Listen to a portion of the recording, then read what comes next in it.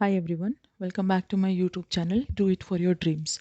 हम कर रहे थे जनवरी मंथ की मैगजीन का analysis. We are done with the polity and governance section, so let's quickly get started with international relations.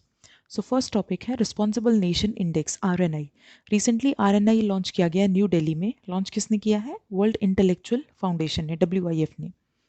की डायमेंशंस एंड पैरामीटर्स क्या है RNI की, किन किन बेसिस पे ये डिक्लेयर किया जाता है? फर्स्ट इज इंटरनल रिस्पॉन्सिबिलिटी, जो शो करता है सिटीजन वेलबींग एंड गवर्नेंस। अब कैसे शो करता है ये? Through justice and rule of law, citizen dignity and rights, social inclusion and equity, ethical governance, quality and access to basic services. इन parameters के बेसिस पे ये शो करता है इंटरनल रिस्पॉन्सिबिलिटी, जो सिटीजन्स की वेलबींग और गवर्नेंस को शो करता है।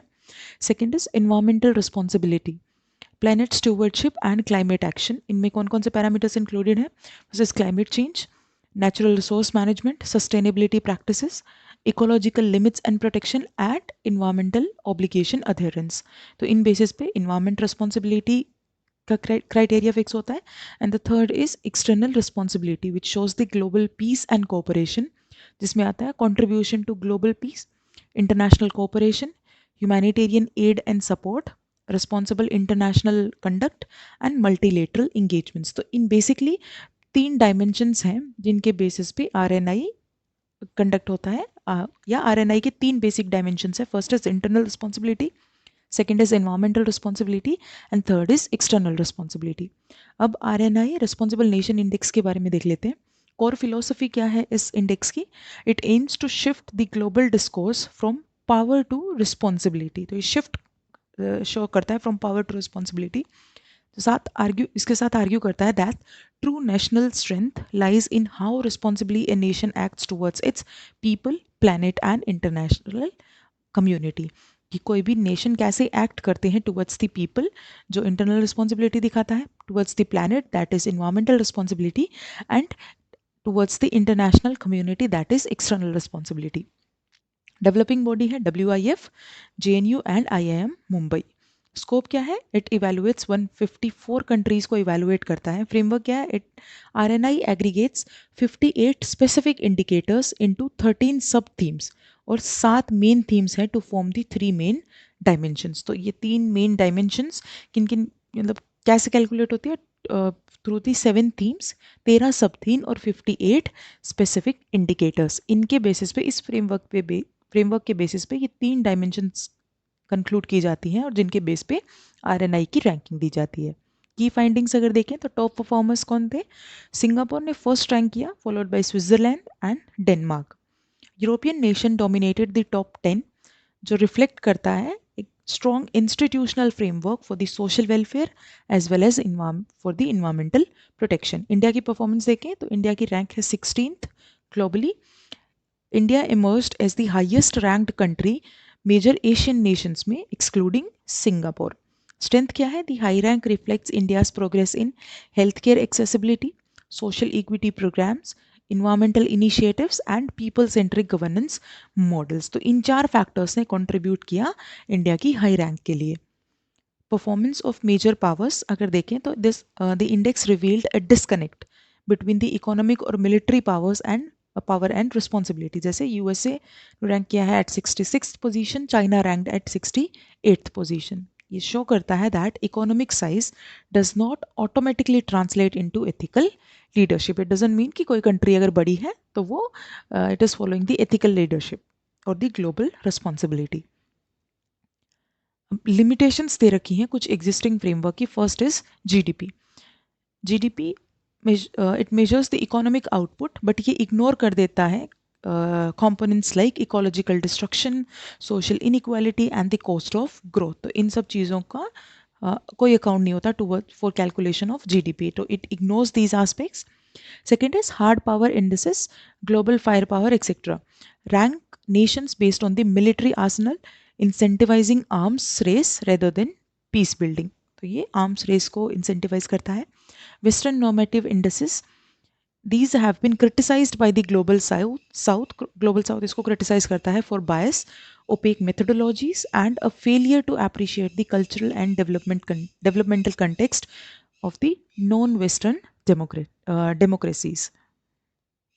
सिग्निफिकेंस क्या है इंडेक्स का? It is an alternative to western centric indices. उनका एक अल्टरनेटिव है। ये चैलेंज करता है ट्रेडिशनल इंडेसेस को, जो एक पर्सपेक्टिव शो करते हैं ऑन व्हाट कॉन्स्टिट्यूट्स डेवलपमेंट, मतलब डेवलपमेंट की डेफिनेशन भी उनकी है। Second is promotion of ethical governance by quantifying the responsibility. ये इंडेक्स एनकरेज करता है कंट्रीज को कि वो पॉलिसीज अडॉप्ट करें जो एथिकली साउंड हो और सोशली इंक्लूसिव हो। एंड इंडिया के पर्सपेक्टिव में specifically it aligns with the principles of dharma and Ram Rajya. Next, it aligns with the Indian values. Index reinforce करता है इंडिया की civilisational ethos of Vasudhaiva Kutumbakam, the world is one family, और ये prioritise करता है global destiny over narrow national interest. Next, it serves as a policy tool. कैसे? As a diagnostic tool for the governments कि वो गैप्स को identify कर सके in their governance and sustainability framework. So that was about it. Next topic is free trade agreements, FTAs.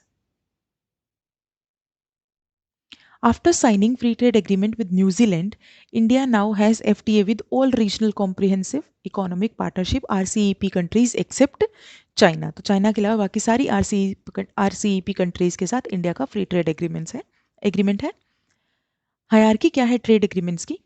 तो first जो सबसे narrower या सर्कल है, it shows the preferential trade agreements कि जिन कंट्रीज के साथ ये साइन होगा वहाँ पे टेरिफ्स को रिड्यूस कर दिया जाएगा ऑन स्पेसिफिक गुड्स। उसका एक हायर वर्जन आता है जिसको हम FTA बोलते हैं, फ्री ट्रेड एग्रीमेंट। ये भी रिड्यूस्ड टेरिफ को रिड्यूस कर देता है on most of the goods. उसका एक हायर वर्जन है दैट इज कस्टम यूनियन, जो जीरो ड्यूटी ट्रेड करता है इंटरनली एंड उनके एक्सटर्नल टेरिफ भी कॉमन होते हैं।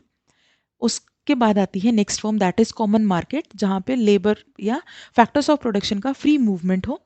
एंड लास्ट आता है इकोनॉमिक यूनियन, जहाँ पे deepest integration, this is the highest form of agreements या free trade agreements with shared institutions, जहाँ पे जैसे मॉनेटरी पॉलिसी एक होगी या एक्सटर्नल ट्रेड पॉलिसी कॉमन होगी उन कंट्रीज की। तो this is the highest form of integration and this is the lowest form of this integration. So RCEP is a mega free trade agreements जो involve करता है 11 Asian member states and there FTA partners, जिसमें mainly आते हैं Australia, China, Japan, south Korea and New Zealand. Free trade agreement क्या है? Countries के बीच में साइन होता है या फिर रीजनल ब्लॉक्स के बीच में साइन होता है, जिसका ऑब्जेक्टिव होता है कि ट्रेड बैरियर्स को या तो रिड्यूस करना या कंप्लीटली एलिमिनेट कर देना। कैसे? Through mutual negotiations with a view to enhance the trade, जिसका ऑब्जेक्टिव हो कि ट्रेड को इनहेंस करना हो। It can, however, be comprehensive to include goods, services, investment, intellectual property, competition, government procurement और बाकी सारी एरियाज को भी कवर करता है। टाइप्स हमने देख लिए हैं, प्रेफरेंशियल ट्रेड एग्रीमेंट से स्टार्ट होता है, this is the lowest form, and जो हाईएस्ट फॉर्म है दैट इज इकोनॉमिक यूनियन, जहाँ पे इवन कंट्रीज जिनके बीच में ये एग्रीमेंट साइन हुए हैं they are having a common monetary policy और common trade policy and completely eliminate कर दिया है जिन्होंने ट्रेड बैरियर्स को। अब कुछ FTAs दिए हुए हैं जो साइन किए हैं इंडिया ने इन रीसेंट ईयर्स में से। First is India UAE CAPA, एक कॉम्प्रिहेंसिव पार्टनरशिप एग्रीमेंट है, इंप्लीमेंट हुआ था 2022 में, जिसमें आते हैं goods, services and digital trade. Second is India Australia का ECTA ECTA एग्रीमेंट, इफेक्ट में आया दिसंबर 2022 में, specifically secures the access to critical raw material. India FTA TAPA agreement है जो साइन हुआ है between with the European free trade association, March 2024 में हुआ था। इंडिया ओमान के साथ हुआ है, New Zealand, India UK and India EU FTA। इसमें से most prominent is EU FTA को टर्म दिया गया, termed as the mother of all deals, sign हुआ था जनवरी 2026 में, रिसेंटली साइन हुआ है। It covers nearly 99% of India's export value to the block and opens the access to Indian traditional medicine Ayush practitioners, तो इनको भी इंक्लूड करता है। This is known as mother of all deals. Benefits क्या है in the of these free trade agreements?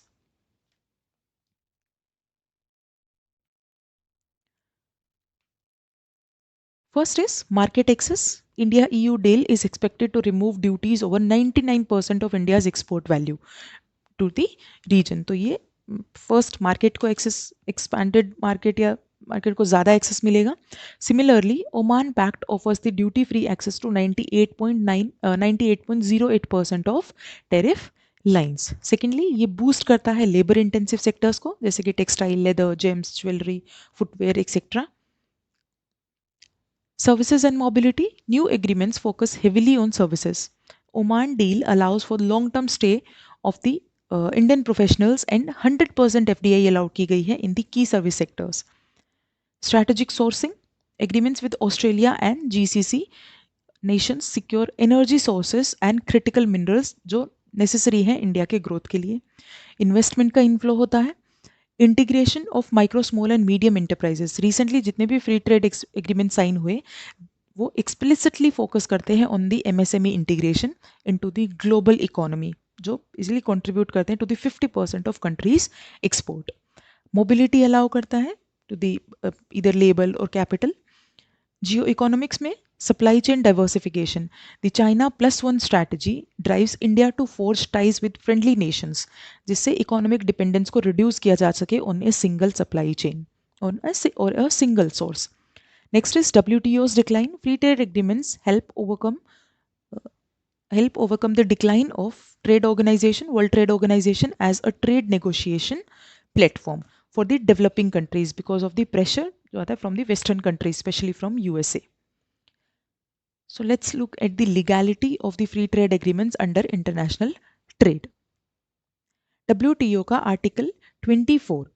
While the WTO mandates non-discrimination, most favored nation treatment, Article 24 of GATT allow करता है members को कि वो free trade agreements form कर सकते हैं as an exception, provided condition क्या है that they cover the sustainability all trade and do not raise barriers for the non members की, जो मेंबर्स नहीं होंगे उनके लिए बैरियर्स इंक्रीज नहीं होंगे इस कंडीशन पे. नेक्स्ट इज इनेबलिंग क्लॉज है, ये अलाउ करता है डेवलपिंग नेशंस को कि वो रिड्यूस और कंप्लीटली एलिमिनेट कर सकते हैं टैरिफ्स को on a limited range of products but without opening their entire economy.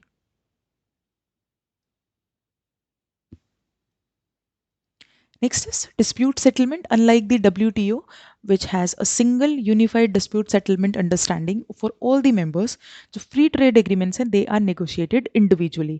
मतलब the rules for resolving conflicts are custom built for each specific treaty. अब कुछ concerns हैं with India's FTA. First is rising trade deficit. Historically, India has seen widening trade deficits with FTA partners like ASEAN, Japan, and South Korea after signing the agreements. So trade deficit एक concern है. Next is low utilization rates. The utilization of FTAs by Indian exporters is low, जो range करता है between 5 to 25% because of complex जो compliance rules है that these are very complex and there is a lack of awareness as well. Next is non-tariff barriers. Indian goods often face the sanitary and phytosanitary barriers in the markets जैसे कि Japan और specifically EU जो limit करते हैं benefits of tariff cuts को. Next is carbon taxes. EU's carbon border adjustment mechanism risk है to the Indian steel and manufacturing exports, though India has sought safeguards. Now there are some sensitive sectors. Negotiations frequently stall over market access for automobile, wines, and protection of dairy and agriculture sector. So these sensitive sectors, they are also a reason of concern. And last but not the least is low awareness. MSME often lack the adequate information about the free trade agreements benefits. So awareness level कम है among the MSME जो contribute करते हैं of the 50% of GDP. अब कुछ की recommendations हैं by the high level advisory group जिसको chair किया था chaired by Surjit Bhalla. First is strategic selection of the partners and value chain. So there is a need to combine the trade intensification with the traditional partners और उनके साथ साथ हमें explore करने चाहिए regions जहाँ पे where we have the low current linkages जैसे कि यूरेशियन हो गया, सेंट्रल एशिया, अफ्रीका और लैटिन अमेरिका. इंडिया को लॉन्च करना चाहिए 5-year programme for the negotiation of FTA identified based on the complementarity and long-term sustainability. Next, there is a need for integrated and deeper scope. Negotiation should adopt an integrated approach जो cover करे trade in goods, services and investments. Institutional and process reforms की ज़रूरत है. Institutional mechanism होना चाहिए that should be established to seek inputs from the stakeholders कि जहाँ पे stakeholders को involve किया जाए, inputs उनसे लिए जाए and prior to finalizing an FTA to minimize the adjustment cost for the industry so they can cope up with the rules. जैसे एग्जाम्पल दिया गया है होल ऑफ गवर्नमेंट अप्रोच की ज़रूरत है जिससे हम इंश्योर कर सकें that different ministries and state governments दोनों इन्वॉल्व हो in the process of decision making. Next is advocacy and MSME support. Sustained medium term advocacy programme की ज़रूरत है, लॉन्च किया जाना चाहिए to spread the awareness specifically in the MSME sector की जिससे उन सेक्टर को पता चले कि व्हाट आर द बेनिफिट्स और advantages of free trade agreements. हमें ट्रेड डेफिसिट को मैनेज करने की ज़रूरत है and rules of origin. Adequate provisions for the trade remedies जैसे एंटी डंपिंग हो गया एक्सेट्रा ये अवेलेबल होनी चाहिए with in the FTAs and used based on the scientific economic proof. So that's it. Next topic is India EU FTA. Again almost हमने base यहाँ से देख लिया है, एटलीस्ट कुछ स्टैटिक पोर्शन हमने इसी टॉपिक से कर लिया है. India EU announce the conclusion of negotiations for free trade agreements जिसको बोला गया मदर ऑफ ऑल डील्स. एक इंपॉर्टेंट माइलस्टोन है in India's strategic economic partnership. FTA announce किया गया at 16th India EU summit जो इंडिया में हुई थी. नेगोशिएशन शुरू हुए थे 2007 में with the talk suspended in 2013 और रीलॉन्च किया गया था 2022 में. Negotiated text would undergo legal review and translation before being submitted for the approval of European council and consent by European parliament. Ratification by India will follow before the agreements enter into force.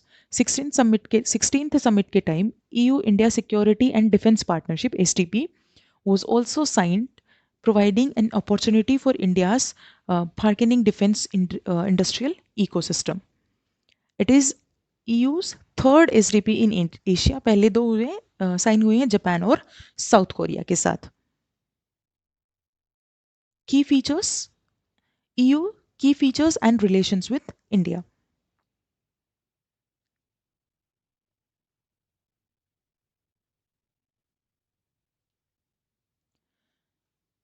Unique economic and political union operating as a single market जो allow करता है goods services capital and labour persons कि वो freely move कर सकें without technical legal and bureaucratic barriers. 1951 में found किया गया after second world war basically by 6 countries Belgium, France, Germany, Italy, Luxembourg and Netherlands. Currently there are 27 countries, 27 members हैं.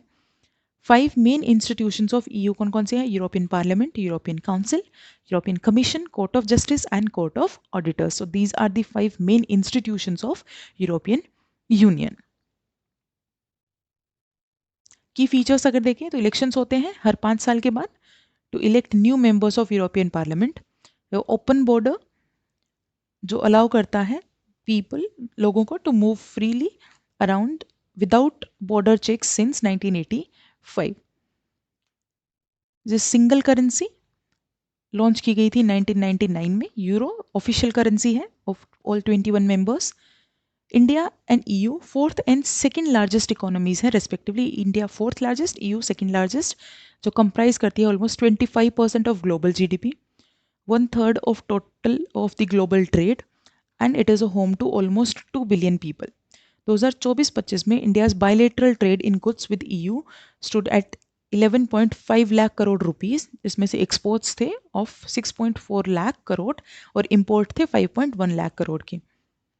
और India EU का ट्रेड इन सर्विसेज में trade पहुंच गया था at the 7.2 lakh crore in 2024. Key features अगर देखें तो India EU free trade agreement. First is strategic action to access to European markets. India gained preferential access to European markets across 97% of tariff lines जो cover करता है 99.5% of trade value. Key labour intensive sectors जैसे textile, apparel, marine, leather, footwear, chemicals etcetera, जो currently it is subjected to 4% से 26% of import duty in EU would face zero duty in hand, जिसकी वजह से competitiveness increase होगी in the European union markets. Access मिलेगा to Indian markets as well. It will power the India's talent across Europe through social security agreements in 5 years with all EU member states and a framework for entry of Indian students to study and avail post-study work visa. Services sector में अगर देखें, the broader and deeper commitments from EU across 144 service subsectors, जिसमें IT, ITs, professional services etc. सब कुछ included है. इसके अलावा preferential market access होगा for the agricultural products जैसे कि tea, coffee etc. Product specific rules that are aligned with the existing supply chains, expanding horizons for India's traditional medicine, specifically Ayush sector, reinforce hongi intellectual property protections under TRIPS, and cooperation on sanitary and phytosanitary and technical barriers to trade matters. There are other specific gains होंगे, sector specific gains होंगे, जैसे preferential market access होगा for the engineering goods, boost to marine, leather, footwear exports etc. and gaining zero duty access in textile and clothing. Significance अगर देखें India और EU के free trade agreement का, first India secures the market access for 99% of export, जो इसके export sector को boom मिलेगा. Second is addressing the shared global concern, just China's assertiveness and American unilateralism, cooperation in Indo-Pacific region. तो global concern common हो जाते हैं दोनों के. There will be deeper integration into global value chains, job creation होगा, small MSME sector का growth होगा. Catering to sharing interest, protecting national interest, जैसे कि no tariff liberalization by EU in beef, sugar, while safeguarding India's dairy and cereal sectors. Diversification amid the transatlantic uncertainty, hedging against the protectionism, and there will be sustainable industrial transformation. EU support करेगा for emission reduction in India through 500 million euro over the next 2 years. अब कुछ concerns हैं, कुछ issues हैं with this free trade agreement. First is outcomes में ambiguity है. For this FTA to be implemented, it must be first agreed by European Council by a qualified majority and also by European Parliament. So ये lengthy process है. Next is complex rules of origin. Agreements relies on product specific rules of origin जो design किए गए हैं ensure करने के लिए that significant processing takes place within India and European Union, जिससे trade abuse से prevent किया जा सके by the third countries. Next is carbon border adjustment mechanism. EU's carbon tax on imports जैसे steel, aluminium and cement could burden the Indian exporters with an estimated 2.4 billion in annual compliance cost, and there is complex data reporting requirements. कुछ services barriers हैं. India hurdles face करेगा in exporting services because of क्योंकि restrictions हैं on remote service delivery and high minimum salary threshold for EU visas. And the last is data security barriers. EU has not granted India as the data secure status. अभी तक EU ने grant नहीं किया है India को under its general data protection regulation, which may result in higher compliance cost. Increase हो सकती है इंडिया की टेक फर्म्स के लिए and tech and digital firms के लिए as compare to the counterparts. इससे रिलेटेड एक न्यूज़ है, EU council and EU commission. The president of European Union Council and European Union Commission were the chief guest at the India's 77th Republic Day. EU Commission अगर देखें तो 1958 में establish हुआ था. Role क्या है? EU के जनरल इंटरेस्ट को प्रमोट करना by proposing and enforcing the legislation और implement करना policies को and EU budget. Members commissioners एक आता है हर यूरोपियन यूनियन कंट्री से. लोकेशन है ब्रुसेल्स बेल्जियम में. Next is Euratom. India and European Union have agreed to strengthen the cooperation in peaceful uses of nuclear energy under India-Euratom Agreement. अब Euratom क्या है? European Atomic Energy Community, established हुई थी by the Treaty of Rome in 1957. Objective है इसका peaceful use of nuclear energy को promote करना, research cooperation को प्रमोट करना and dissemination of technical knowledge. ये प्रिवेंट करता है diversion of civil nuclear material for military use. India और ईयू ने साइन किया था एक R&D agreement for the peaceful use of nuclear energy with Euratom in July 2020 और इंडिया एसोसिएटेड मेंबर है of CERN since 2017। European union council भी दे रखी है, डिसीजन मेकिंग बॉडी है यूरोपियन यूनियन की, 1958 में इस्टेब्लिश हुई थी as the council of European economic community.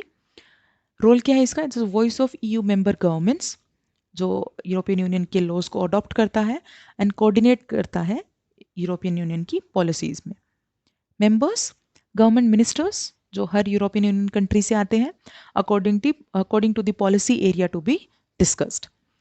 Presidency अगर देखें तो हर यूरोपियन यूनियन की कंट्री होल्ड करती है प्रेसिडेंसी ऑन अ 6 मंथ।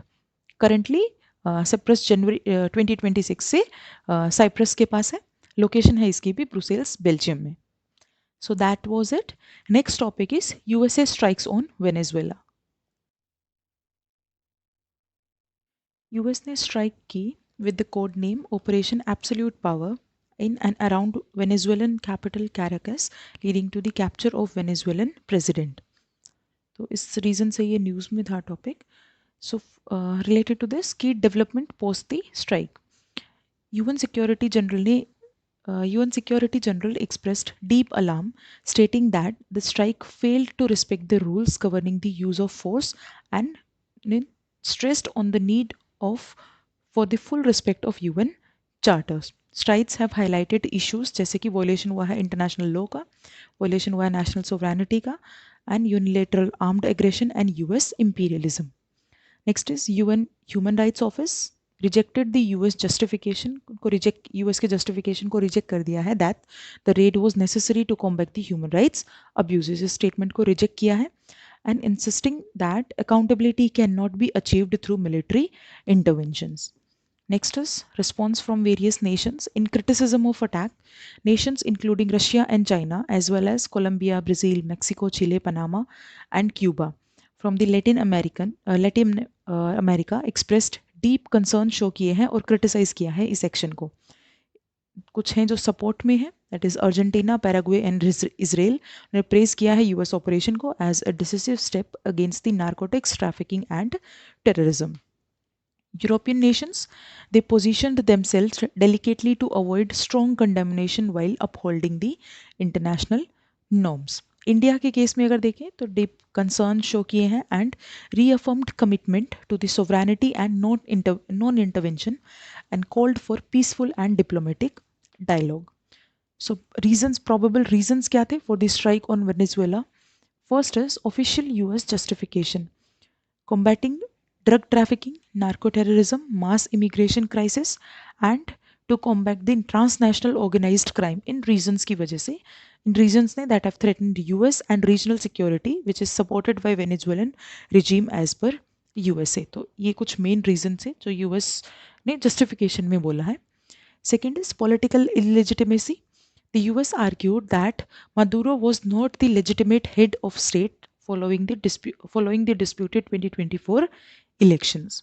तो political illegitimacy का भी इशू है। Next is control of oil reserves. Venezuela के पास वास्ट क्रूड ऑयल रिजर्व्स हैं, that is it accounts for around 17% of global crude oil, जो लार्जेस्ट हैं वर्ल्ड में, mostly in the Orinoco belt. Next is hemispheric hegemony. The operation is widely viewed as the resurgence of the Monroe Doctrine, now dubbed the Donroe Doctrine, based on the National Security Strategy 2025 of USA, जिसका aim था aimed at forcibly re-establishing absolute US hegemony in the Americas. Next is severing Chinese and Russian influence। Strikes को देखा गया as a calculated move की तरह scene किया गया इसे to perch extra regional rivals जैसे कि China, Russia, Iran from America's near abroad. Next is spread of socialism. United Socialist Party of Venezuela जो पावर में है largely in last 2 decades in Venezuela which is not aligned with the US capitalist policy. तो ये एक ideological war भी देखा जा सकता है एक तरह से बिकॉज ऑफ आइडियोलॉजी।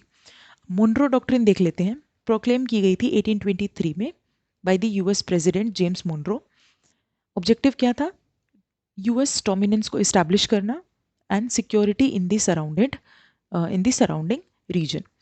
तीन मेन कंसेप्ट है इस डॉक्ट्रिन के। First is non colonisation, non intervention and the US non interference. Non colonisation में European power should not establish new colonies in America, की कोई नई कॉलोनीज इस्टेब्लिश नहीं होंगी अमेरिका में। Next is non intervention, Europe interfere नहीं करेगा in the affairs of independent American states. And US non interference, the US would not meddle in Europe wars or colonies. About Monroe Doctrine, named after the president Donald Trump. कोई official policy नहीं है but कोई general features इसके दिए हुए हैं। That is transactional resource extraction, prioritise seizing and controlling vital natural resources को control करना for US economic profit.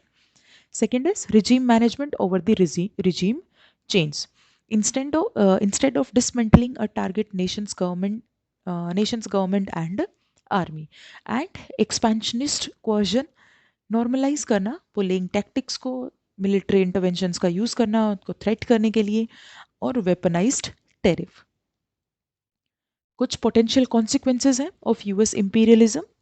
First is it is the violation of international law and norms. So international law और norms को violate करता है। The apprehensions and forced exile of Venezuelan president is condemned as a flagrant violation of international law. उसको देखा गया है as a violation and direct contravention of Article 2 of UN Charter. Article 2 क्या है UN Charter का?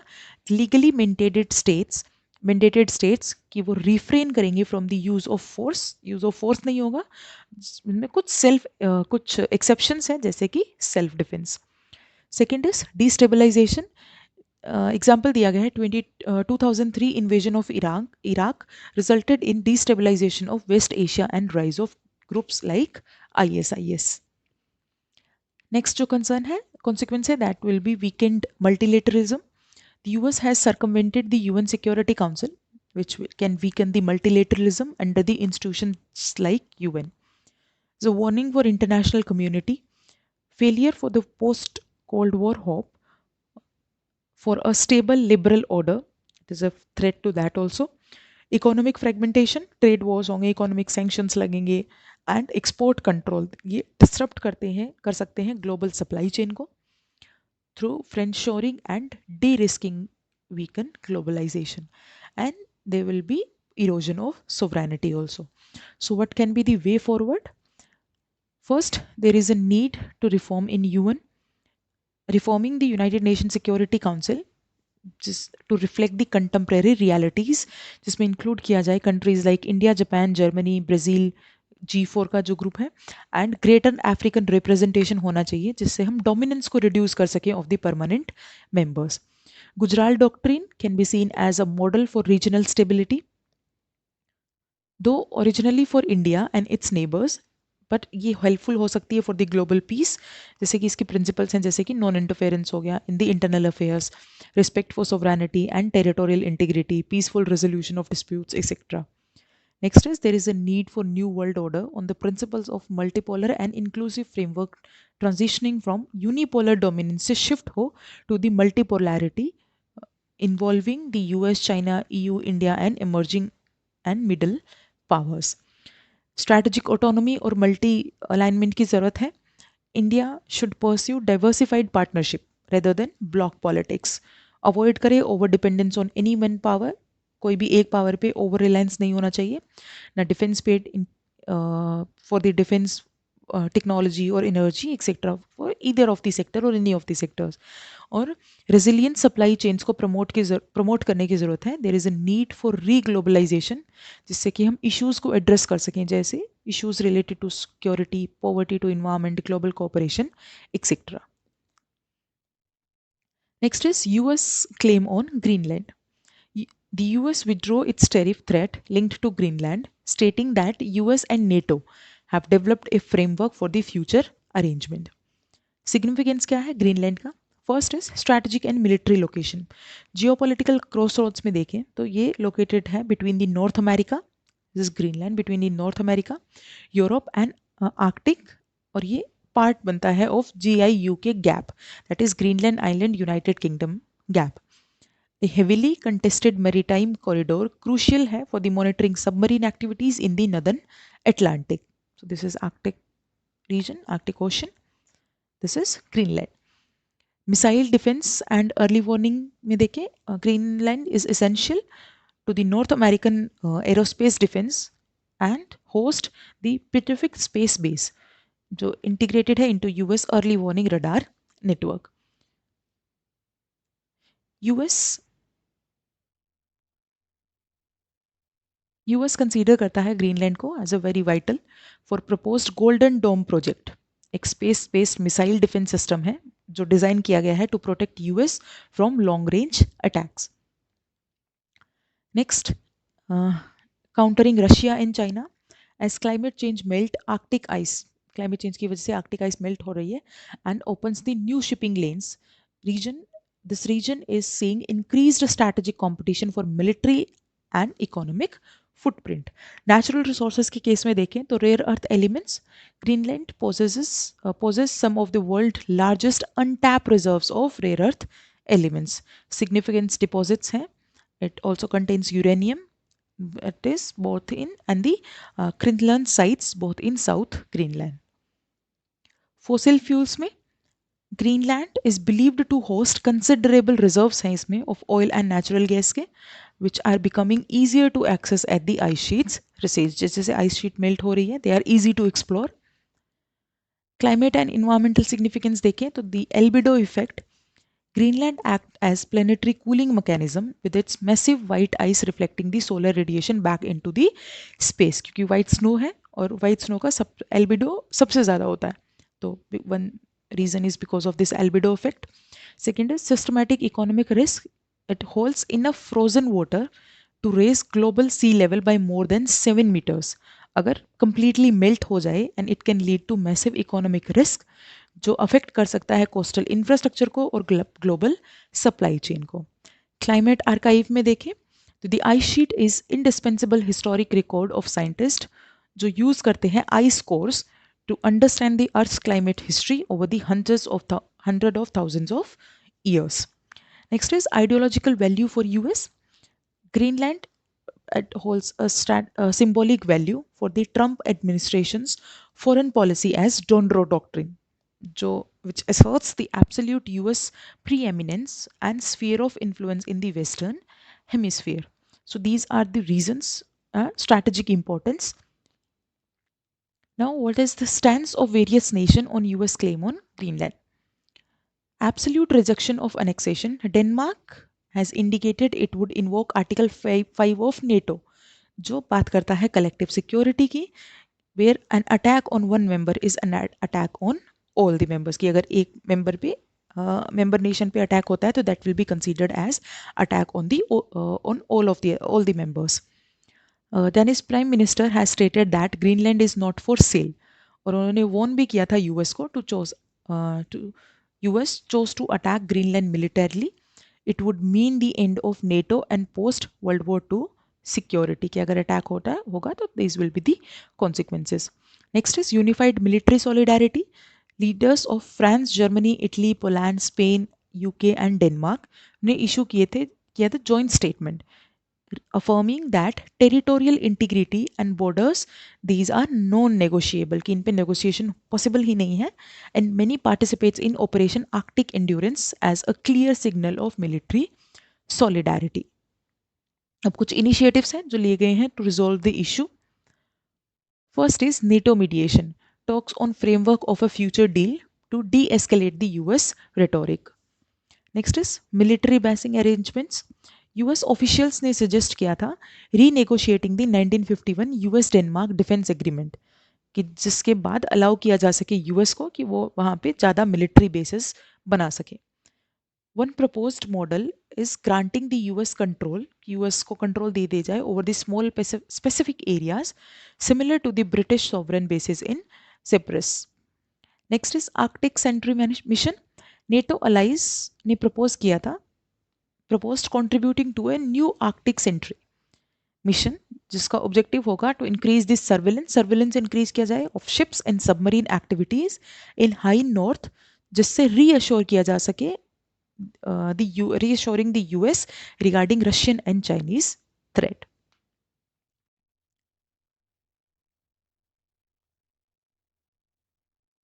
Next topic is US withdrawal from international organization. US president ने sign किया presidential memorandum to cease participation in and funding for 35 non-UN organization and 31 UN entities. Reasons क्या है इस withdrawal के from the international organization? First is eliminating disproportionate financial burden. The administration argues that US spend करता है billions on poorly run या mismanaged bureaucracies with a little return. तो first financial burden की वजह से financial burden एक reason बोला गया to withdraw from the international organizations. Next is protection of national sovereignty. The administration argues that many of these international bodies threaten और undermine, या तो वो threaten करते हैं यूएस के इंडिपेंडेंस को या वो undermine करते हैं यूएस के इंडिपेंडेंस को, and seek to impose external pressure create किया जाता है on the administration of domestic policies. Next is economic alignment. Entities promoting decarbonization or energy transition through the climate orthodoxy is deemed disadvantageous to US fossil fuel interest and economic growth. And there is an ideological divergence. The administration expresses reservations किसके लिए? About the organization जो prioritize करती है globalist agenda को, and it suggests that these approaches may not always align with its policy preferences. की जरूरत नहीं है. These agendas will these aligns to the America's domestic policy or policy preferences. कुछ important organizations दी हुई हैं जहां से US withdraw कर रहा है. First is climate, environment and energy. UN framework convention है on the climate change. UNFCCC का पार्ट है. USA ने officially left कर दिया है Paris climate agreement, Paris agreement for the second time in January 2026. Say intergovernmental panel on climate change. Next is International Solar Alliance, ARENA, International Renewable Energy Agency and International Union for Conservation of Nature, IUCNB. Health और gender equality से related WHO, UN Women, UN FPA etcetera. Peace security and development से related कुछ organise UN HRC, human rights council, peace building commission etcetera. तो ये कुछ prominent organisations हैं जहां से यूएस विड्रॉ कर रहा है.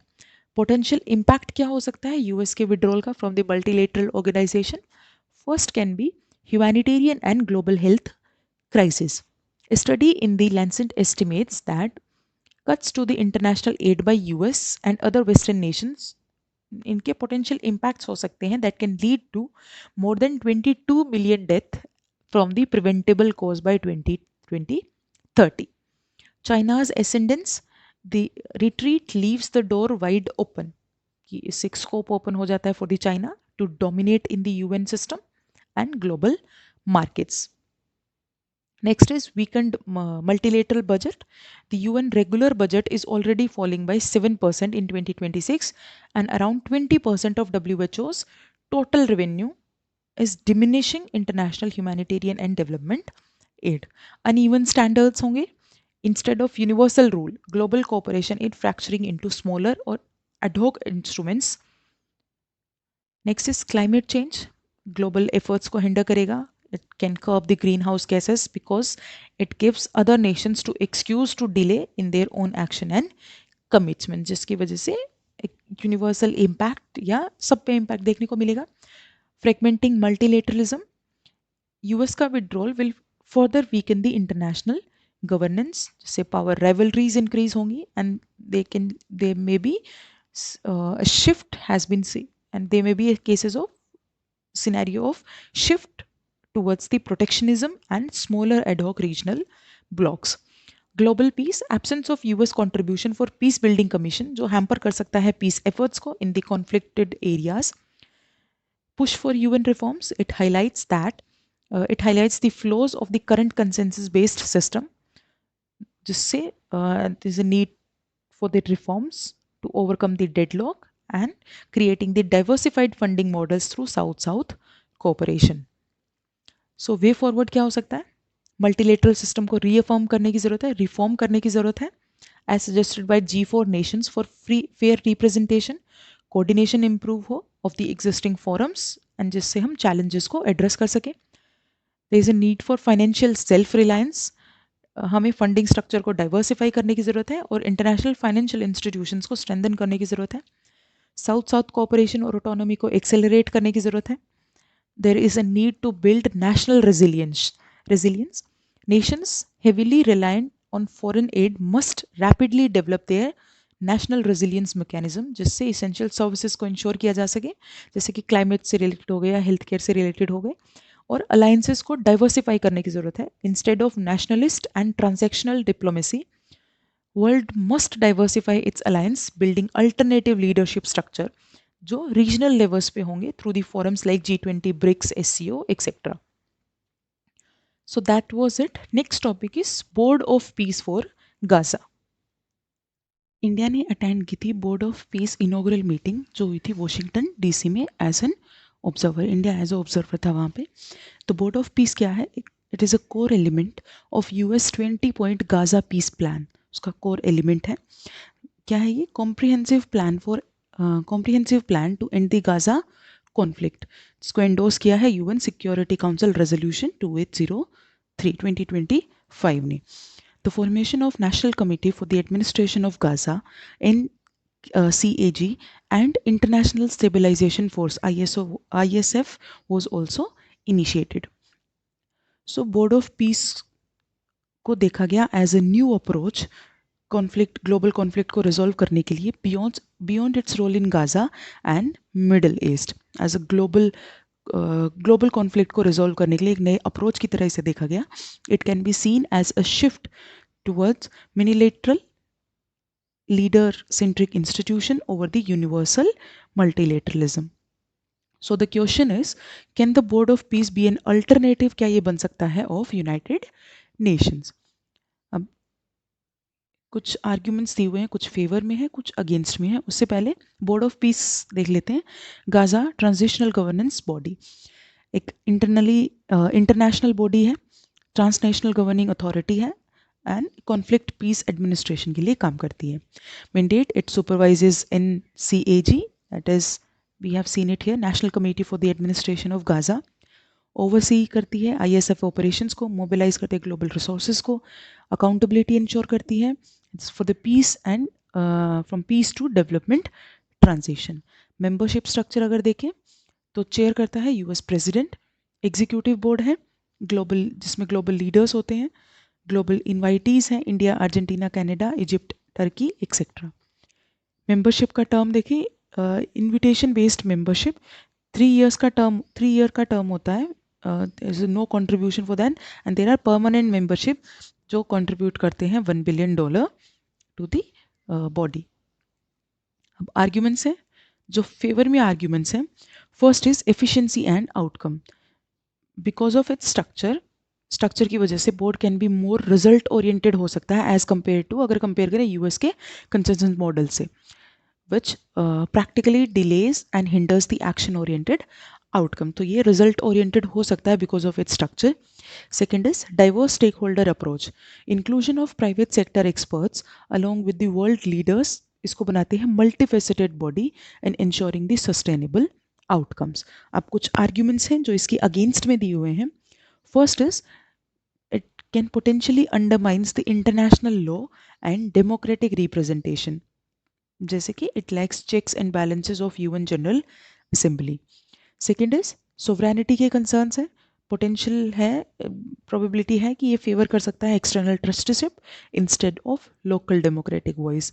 And third is exclusionary nature.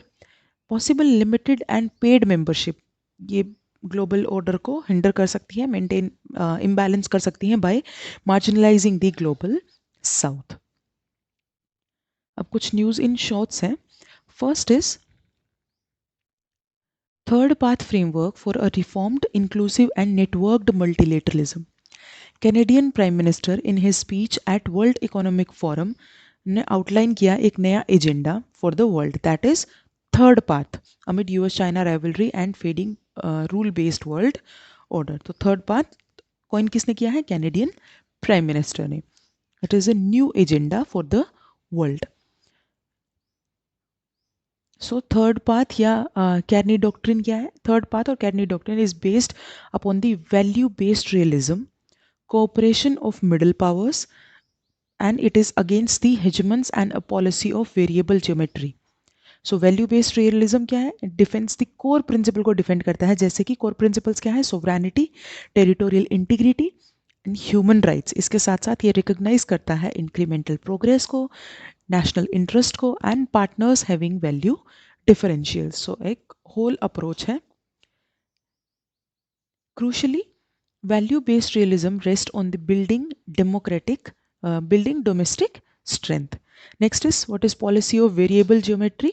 ये involve करता है forming different coalitions for the for different issues. अलग अलग issues के लिए allow करता है अलग अलग coalitions based on the values and interest. This third path framework is relevant for the other middle powers, including and particularly India. Middle powers क्या है?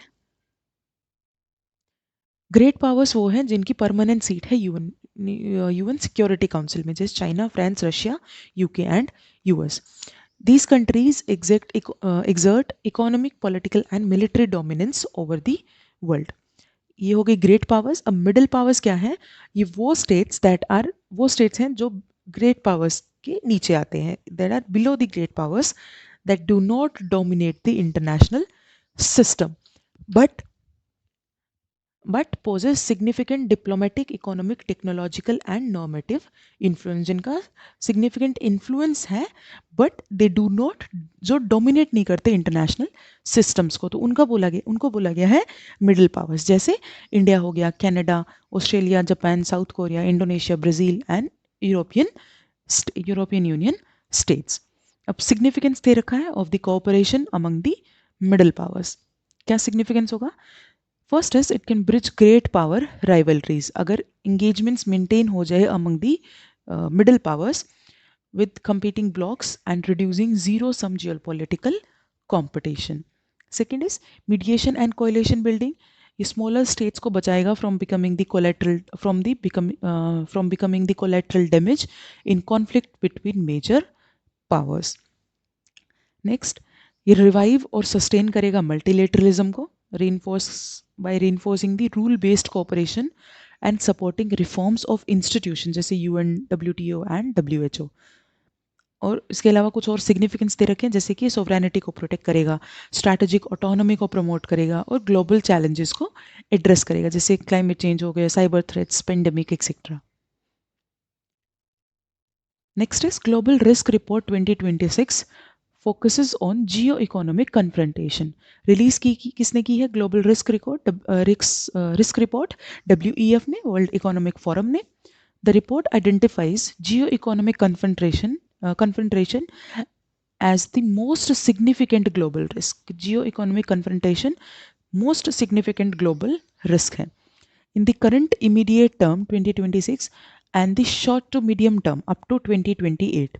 रिपोर्ट ने हाईलाइट किए हैं मेजर रिस्क, जिसमें से जो प्रोमिनेंट जो है वो है जियो economic confrontation, state based armed conflict, extreme weather events and rising societal polarization। So these are the major significant concerns as per the global risk report। Long term में अगर देखें up to 2036, the most significant risk है, it includes the extreme weather events, biodiversity loss and ecosystem collapse। So all these are environmental concerns। India जो major risk face कर सकता है जैसे cyber insecurity, inequality wealth और income में, insufficient public service and social protections including education, infrastructure, pension etcetera. So अब define किया गया है कि जियो इकोनॉमिक कन्फ्रंटेशन है क्या। It refers to the strategic use of economic instruments. Strategically जब economic instruments use किए जाएं, by चाहे उनको global powers use कर रही हैं चाहे regional powers use कर रही हैं, किसके लिए? To reshape the cross-border economic relations by restricting the trade, technology, services, capital and knowledge flows. और किस aim के साथ, किस objective के साथ? Promoting self-reliance, constraining geopolitical rivals and consolidating spheres of influence की जब स्ट्रैटेजिकली यूज किए जाए economic instruments as a weapon. अब एक्शंस कुछ रिकमेंड किए हैं. Economic inducements that fosters the mutual gains, इनको प्रायोरिटाइज करना चाहिए. रीइंफोर्स करने की जरूरत है existing multilateral institutions and there is a need to invest in local resilience. ये जियो इकोनॉमिक कन्फ्रंटेशन के कुछ टूल्स दे रखे हैं, रीसेंट एग्जांपल्स दे रखे हैं और पोटेंशियल कॉन्सिक्वेंसेस दे रखे हैं. इंक्लूड्स टूल्स हैं जैसे कि सैंक्शंस हो गए, ट्रेड कंट्रोल, इन्वेस्टमेंट को रिस्ट्रिक्ट करना, subsidies, state aid and currency measures. जैसे टेरिफ, रीसेंट एग्जांपल अगर देखें तो टेरिफ इम्पोज किया गया by US, ban on export of critical minerals by China. Potential consequences क्या हो सकते हैं? मल्टीलेटरलिज्म का इरोजन हो सकता है, सप्लाई चेन डिसरप्ट हो सकती है, there will be concentration on strategic resources and technologies, economic downturn देखने को मिल सकता है and state based armed conflict को भी ये रिजल्ट कर सकता है. Next is Pax Silica. India has joined Pax Silica initiative by becoming a signatory to the PEC Silica Declaration. India ने इसके साथ साथ साइन की है joint statement on India US AI opportunity partnership, एक बायलेटरल अडेंडम है to the declaration. अब Pax Silica US का इनिशिएटिव है, किसके लिए? To build a secure resilient innovation driven technology ecosystem. ये प्रोग्राम कवर करता है फुल टेक्नोलॉजी सप्लाई चेन, जिसमें सेमीकंडक्टर एंड एआई इंफ्रास्ट्रक्चर होगा, critical minerals and energy inputs, advanced manufacturing and high-end hardware and compute and data logistics. So it includes all full technology supply chain of these components. Objective क्या है इसका? coercive dependencies को reduce करना और sensitive technologies को protect करना. members हैं इसमें जैसे prominent members are Japan, South Korea, Singapore, United Kingdom, Israel, etc. Next is Spain joins the Indo-Pacific Ocean Initiative. ये एक non treaty based voluntary arrangements है जो प्रमोट करता है cooperation for a free and open Indo Pacific and rule based regional order. Indo Pacific एक interconnected space है between Indian and Pacific ocean. It is joined together by it's main trading channel, that is Malacca Strait. It is home to more than half of the world's population, nearly 2/3 of global economy. अब IPO I के बारे में देखो, Indo Pacific ocean initiative launch किया गया at the East Asia summit in 2019. तब launch किया गया था, हेल्ड इन बैंकॉक, जो थाईलैंड में हुई थी.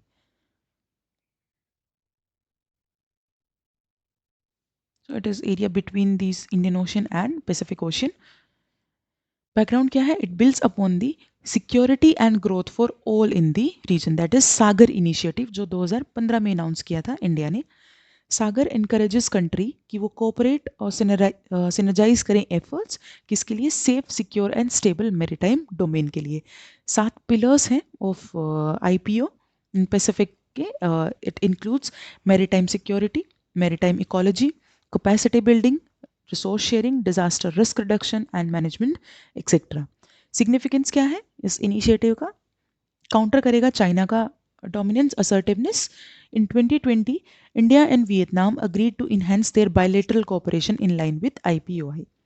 Next, convergence with other global initiatives, जैसे Australia India Indo Pacific ocean initiative partnership, AOIP हो गया, Asian outlook for Indo Pacific. So इनके साथ भी कन्वर्ज करेगा.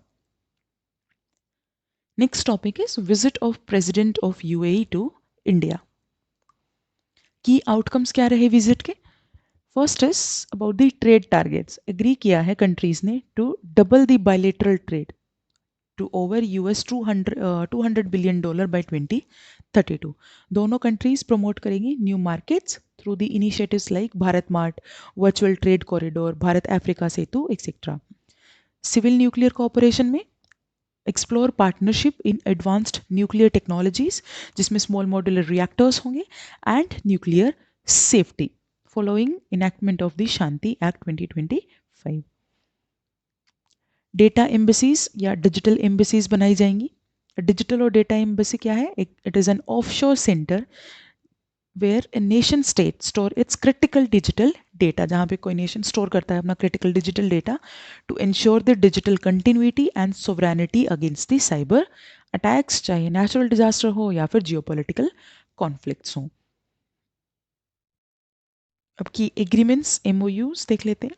फर्स्ट है स्ट्रैटेजिक डिफेंस पार्टनरशिप, जिसका ऑब्जेक्टिव है फ्रेमवर्क इस्टेब्लिश करना to deepen the defence cooperation technology में, ट्रेनिंग में एंड साइबर डोमेन्स में. एनर्जी सप्लाई में SPS sales and purchase agreement for 0.5 MTPA LNG supply from ADNOC gas to HPCL फॉर 10 years. So इन दो regions में, दो एरियाज में, first is defence partnership and energy supply की एस्पेक्ट्स दे रखे हैं. इंडिया UAE रिलेशंस देख लेते हैं इससे रिलेटेड. CEPA साइन हुआ, comprehensive economic partnership agreement sign हुआ था 2022 में, which helped boost bilateral trade nearly $100 billion by for the financial year 2024-25. UAE India का थर्ड लार्जेस्ट ट्रेडिंग पार्टनर है और सेकेंड लार्जेस्ट एक्सपोर्ट डेस्टिनेशन है.